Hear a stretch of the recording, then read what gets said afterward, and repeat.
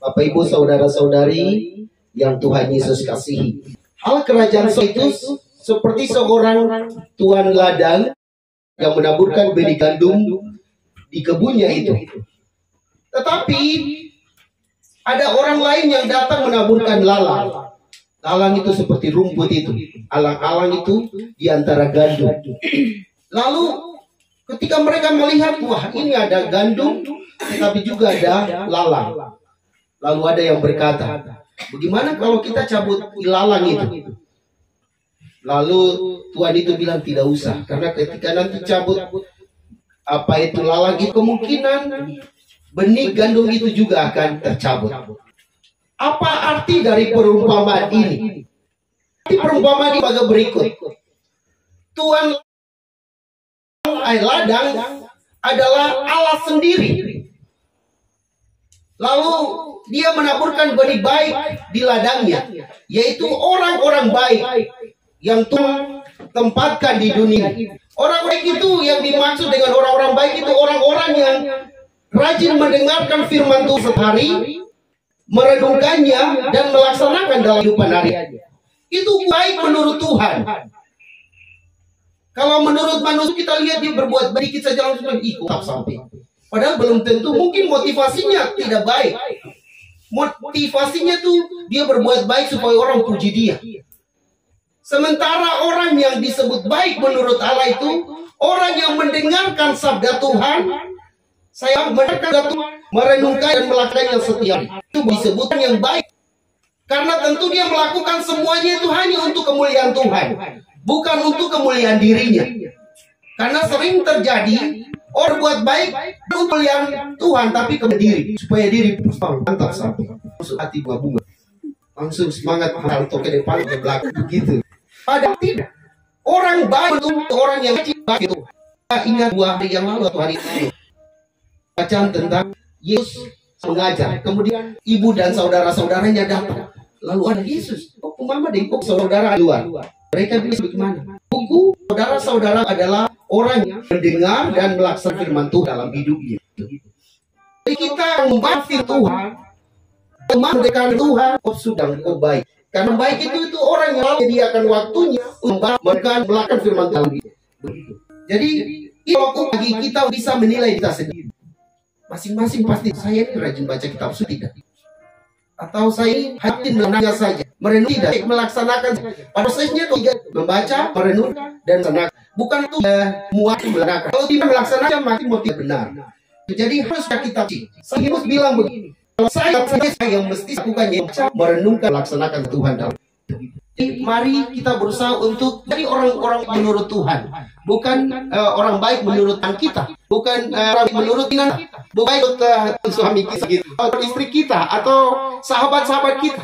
Bisa, mereka akan bilang kita baik, tapi kebanyakan mereka akan bilang baik itu saat kita berbuat baik.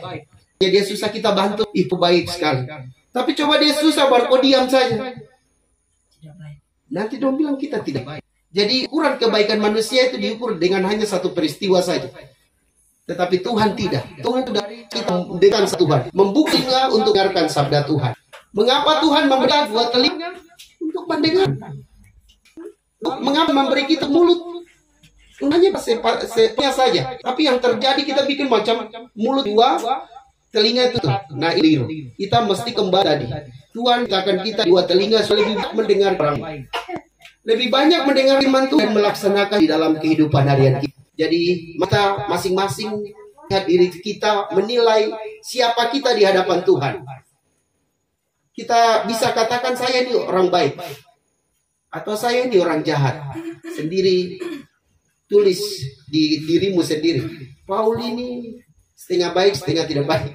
Macam begitu. Atau siapa? Pak Yanca ini baik misalnya. Yokbet ini tidak bagus. Masing-masing bisa menilai itu dulu.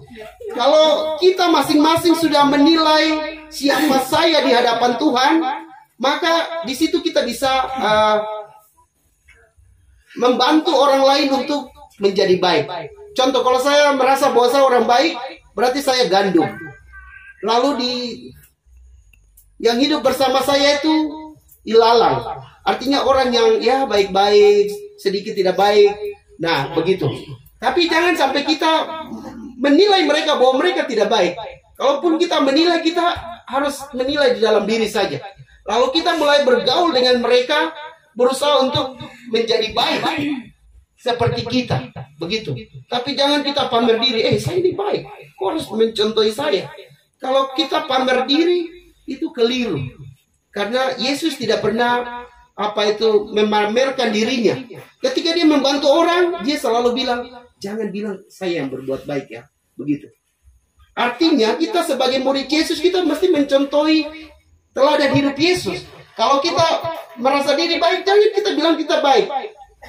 Tetapi kita berusaha untuk membantu orang yang ada di sekitar kita ini untuk menjadi lebih baik. Begitu. Kalau kita menilai diri kita kurang bagus, maka kita bergaul dengan orang baik supaya dia mempengaruhi diri kita ini, supaya kita menjadi baik. Begitu. Tapi kalau kita menilai diri kita baik, maka kita mesti bergaul dengan orang yang dalam tanda kutip itu masih jauh dari Tuhan. Begitu. Kadang misalnya kita ini ingin hanya bergaul dengan orang baik saja. Kalau saya baik, saya bergaul dengan orang baik, memang bagus. Bahwa kita akan lebih baik lagi. Tetapi tidak ada artinya bagi kita. Bagi Tuhan maksudnya. Tuhan datang ke dunia, Tuhan Yesus datang ke dunia itu untuk menyelamatkan orang yang dalam tanda kutip berdosa itu. Jadi kehadiran kita mesti seperti Yesus, berpihak pada orang kecil, berpihak kepada orang berdosa itu. Maka kalau kita tahu ada orang berdosa, maka saya jangan menjadi orang berdosa. Karena kalau saya jadi orang berdosa, bagaimana orang berdosa menuntun orang berdosa kepada Tuhan? Tidak mungkin. Kita mesti menjadi orang yang baik, baru kita membawa orang yang jahat dalam tanda kutip kembali kepada Tuhan. Jadi kalau kita sudah merasa diri saya ini orang baik, maka tugas saya adalah berelasi dengan orang-orang yang masih jauh dari Tuhan. Saudara-saudari, mungkin kita ini merasa diri terlalu baik. Jadi kita hanya bergaul dengan kita saja. Sudah berapa tahun PD ini atau karismatik di Agas, tapi orangnya itu saja. Musab, muka sama. Berarti kita masing-masing mesti sadar bahwa kita belum bergaul dengan orang-orang yang jauh dari Tuhan. Kita sudah baik tapi belum menjadi yang terbaik. Karena Tuhan datang itu bukan hanya untuk orang-orang baik. Tuhan datang untuk orang-orang yang masih jauh darinya, supaya membawa mereka kepada jalan keselamatan itu sendiri. Kita ingat bacaan tadi. Kenapa ketika orang melihat bahwa sudah ada ilalang di tengah gandum, mereka tidak mencabutnya? Kalau seandainya mencabutnya, maka yang jadi itu hanya baik-baik saja. Tetapi Tuhan membiarkan ilalang tumbuh di antara gandum. Artinya Tuhan ingin supaya orang-orang jahat itu hidup bersama orang-orang baik.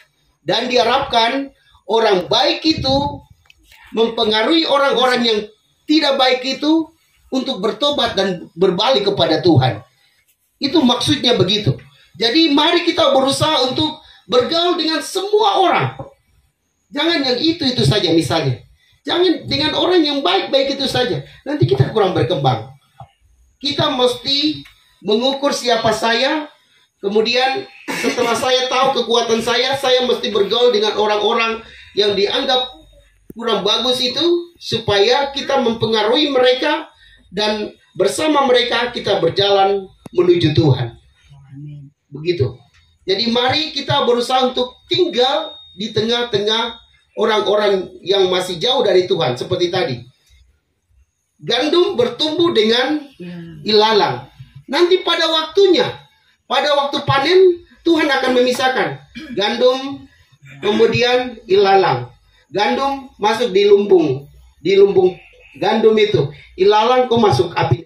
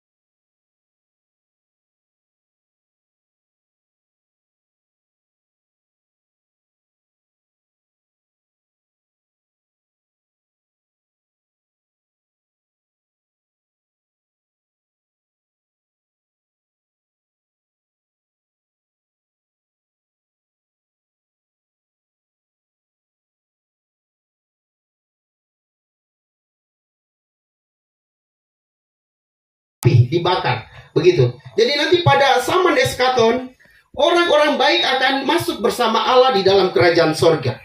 Sementara orang-orang berdosa itu masuk ke api neraka. Begitu. Jadi kalau kita belum menyelamatkan orang lain, maka karya-karya kita belum memberkati banyak orang. Kalau kita hanya berusaha untuk selamatkan diri kita sendiri, maka ini rasa-rasanya pelayanan kita masih kurang. Mari kita berusaha untuk lebih lagi. Lebih lagi dalam karya pelayanan kita.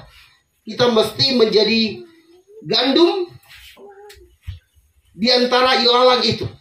Dengan demikian, ilalang itu akan lama-lama mati, kemudian gandum semakin bertumbuh, lalu ilalang itu siapa tahu bisa berubah menjadi gandum. Karena bagi Tuhan tidak ada yang mustahil. Bapak Ibu saudara-saudari, saya mau sharing saja pengalaman saya. Saya boleh dikata belum sempurna di hadapan Tuhan.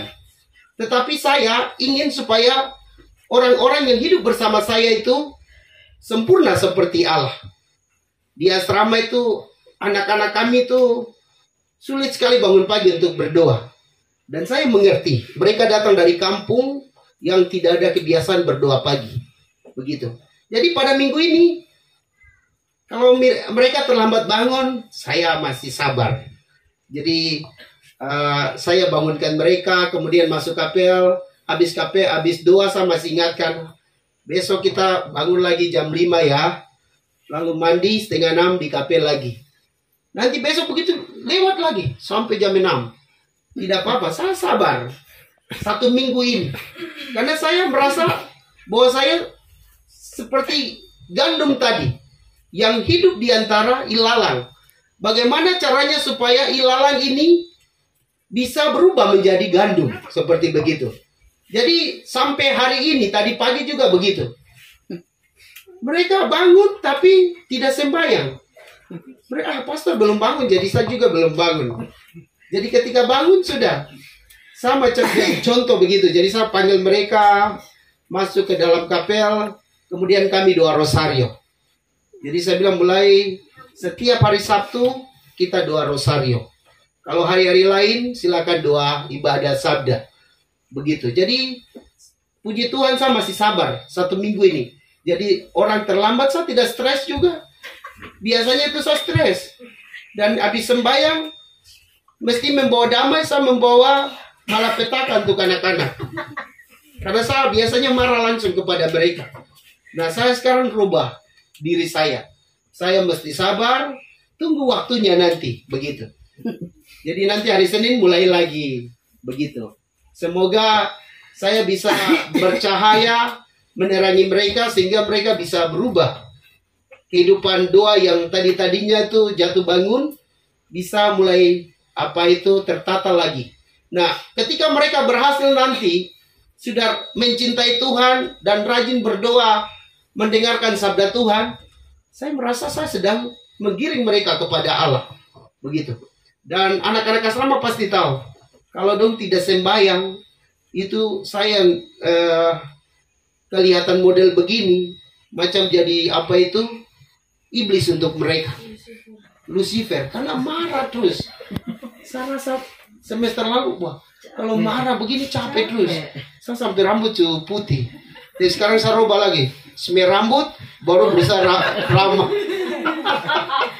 Jadi berusaha untuk sabar dulu. Sabar. Jadi dalam doa-doa saya bilang, Tuhan, beri saya kesabaran untuk menghadapi anak-anak ini. Begitu. Bapak Ibu pasti punya pengalaman yang punya anak. Anak satu saja kepala pening. Apalagi 2. Saya lihat Ademia anak satu saja bikin dia pening-pening. Saya bilang, Tuhan, itu sudah. Apalagi saya anak banyak begitu.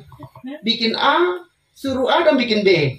Tapi puji Tuhan, mereka sedang berusaha untuk menuju ke kesempurnaan itu. Kita berdoa semoga setiap kita yang hadir saat ini mau menjadi gandum. Dan bisa mempengaruhi ilalang itu supaya ilalang berubah menjadi gandum. Dengan demikian, kita semua akan menjadi anak-anak Allah yang hanya mau menyembah Tuhan, mau mendengarkan sabdanya, merenungkannya dan melaksanakannya di dalam kehidupan harian kita. Semoga demikian.